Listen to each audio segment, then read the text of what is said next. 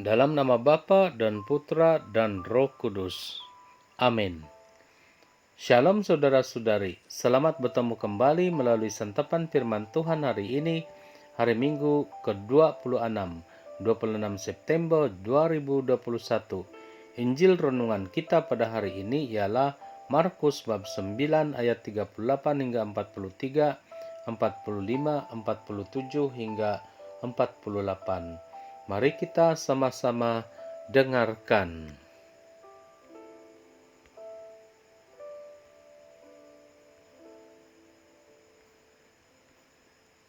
Pada suatu hari, Yohanes berkata kepada Yesus, "Guru, kami melihat seorang yang bukan pengikut kita mengusir setan demi namamu.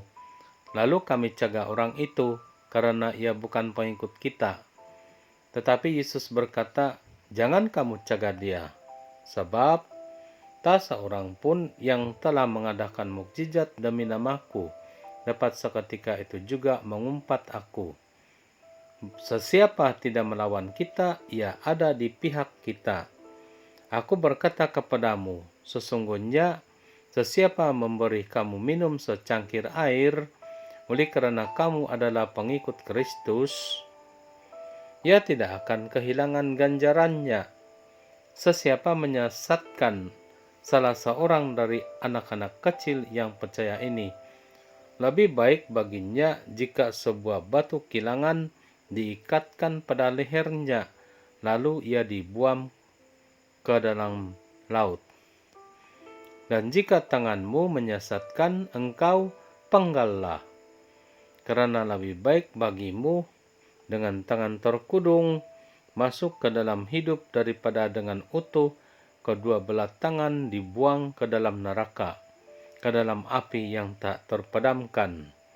Dan jika kakimu menyesatkan engkau, penggallah, karena lebih baik bagimu dengan kaki timpang masuk ke dalam hidup daripada dengan utuh kedua kaki dicampakkan ke dalam neraka.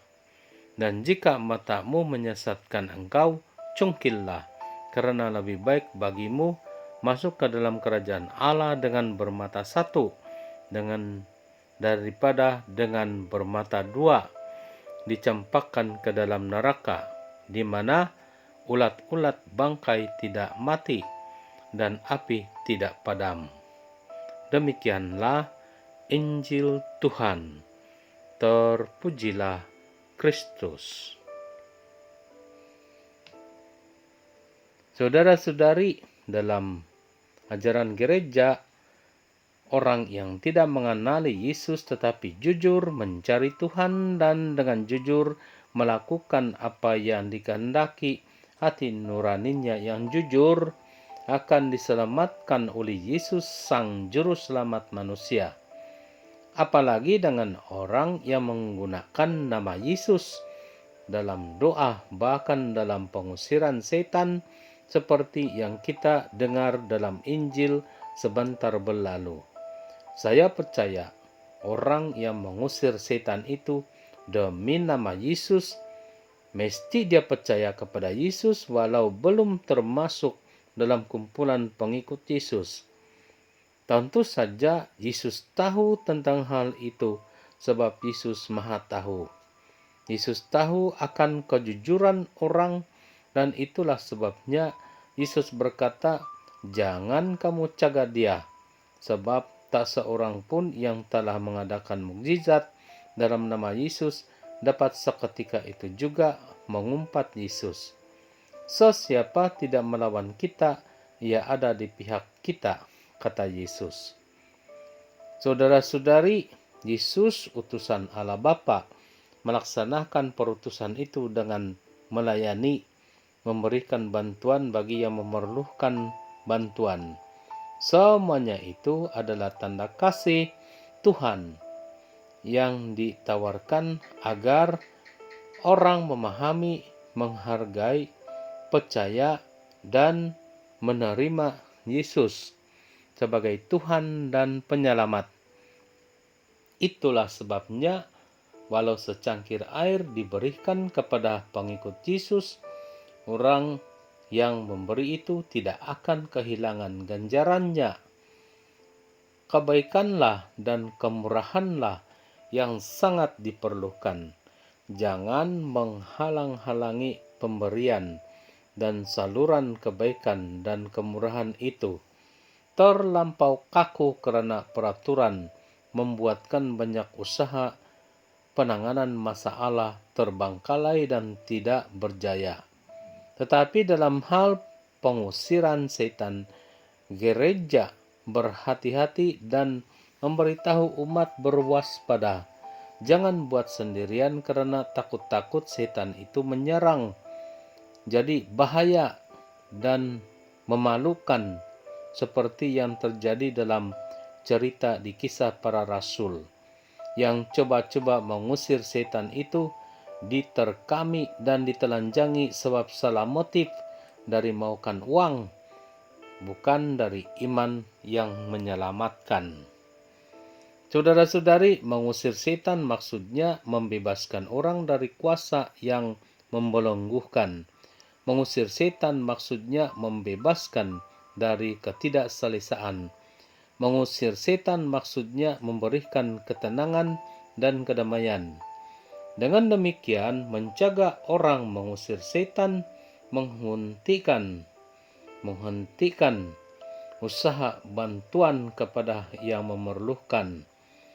Lebih teruk lagi ialah bersekongkol dengan setan yang jahat dengan cara tidak mengatakan setan, tetapi menutup jalan bagi yang menghalang operasi setan.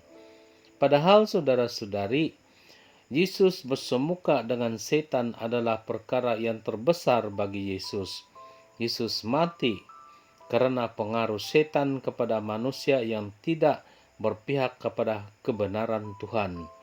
Orang lebih suka akan pembohongan yang membawa kepada penghakiman korup dan tidak adil. Bantuan kebaikan yang membebaskan patut disokong dan diusahakan bersama, walau bersama dengan kumpulan atau community lain. Yang patut dicegah, kata Yesus, ialah yang menyesatkan orang tertentu atau menyesatkan yang dianggap tidak tahu apa-apa. Yang patut dihentikan ialah perbuatan yang mempersendahkan atau memperbodoh-bodohkan orang yang lemah. Yang dihentikan ialah yang bukan pula membimbing orang ke jalan benar, melainkan ambil kesempatan memudaratkan orang untuk mencapai keinginan sendiri. Perbuatan semacam itu harus mati, yang diumpamakan sebuah batu kilangan diikat pada lehernya, lalu ia dibuang ke dalam laut. Batu kilangan itu pasti menenggelamkan dan mesti mematikan. Hentikan perbuatan jahat kepada orang lain dengan serta-merta. Lagi yang patut dicegah secara mandatori ialah perbuatan diri sendiri yang merugikan diri sendiri, yang dibayangkan dengan tangan atau kaki mesti dipotong, dan mata yang menyesatkan mesti dicungkil. Kalau mau masuk surga, biarlah anggota badan tidak sempurna mengandung arti pertobatan yang mengakang, yang mempertahankan supaya tidak berdosa. Jangan masuk dalam perangkap dosa. Jangan masuk dalam perangkap godaan setan. Itulah sebabnya harus menggunakan nama Yesus untuk mengusir setan. Yang membanggakan kita ialah Roh Tuhan. Roh Kudus sudah dimasukkan dalam hidup yang percaya kepada Yesus. Kita gunakan Roh Kudus itu supaya sekurang-kurangnya kita dibimbingnya, kita dilindunginya, dan kita diberkatinya. Begitu jugalah bagi yang kita doakan. Dalam nama Bapa dan Putra dan Roh Kudus. Amin.